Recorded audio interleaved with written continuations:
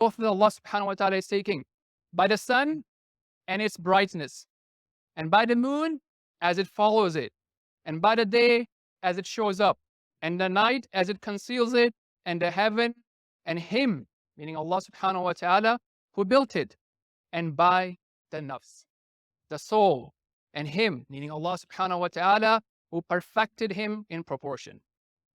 Then He showed him what is wrong for him and what is right for him.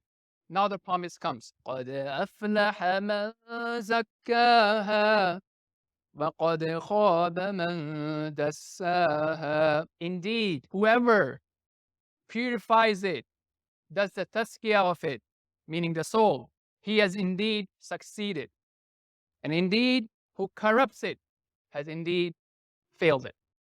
So that's the topic. That something to think about.